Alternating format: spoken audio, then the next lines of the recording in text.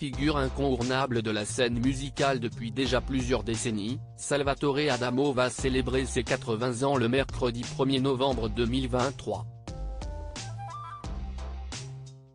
Pour mémoire, c'est dans les années 60 que le chanteur a débuté sa carrière dans le milieu musical.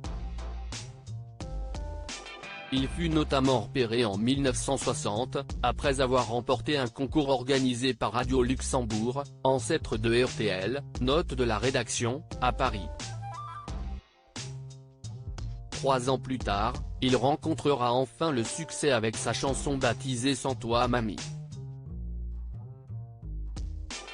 Cependant, le titre n'avait pas très bien été accueilli à l'époque. En effet, la voix de Salvatore Adamo, un peu trop particulière au goût des directeurs de radio, empêchait la diffusion du morceau sur les ondes. C'est finalement l'opiniâtreté du père de Salvatore Adamo qui a fait de ce titre un vrai succès. Bien décidé à prendre la destinée de son fils en main, il a commencé à démarcher les salles de spectacle, ainsi que les firmes phonographiques. J'avais vraiment l'impression que le disque était condamné. Comme un berger qui croit en son étoile, mon père a eu une idée géniale, mener une campagne jukebox. À l'époque, un jukebox dans un café avait le potentiel d'une radio locale. Bingo! Les gens ayant entendu ma chanson la réclament à la radio. Tout commence. La suite est merveilleuse.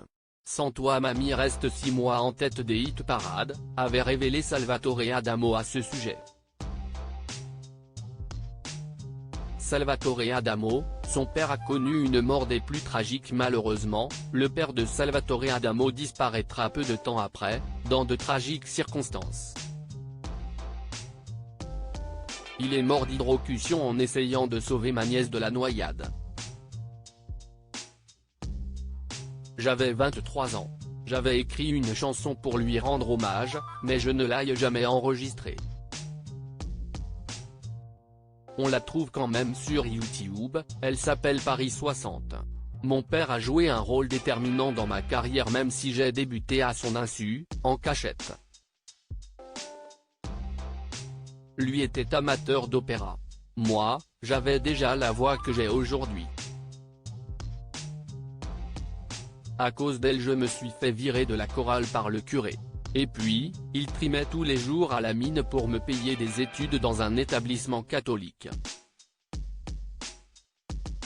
Ce n'était pas pour que je finisse saltimbanque, avait expliqué Salvatore Adamo le 15 janvier 2023 au JDD. Un diaporama réalisé par Isabelle Minarbord.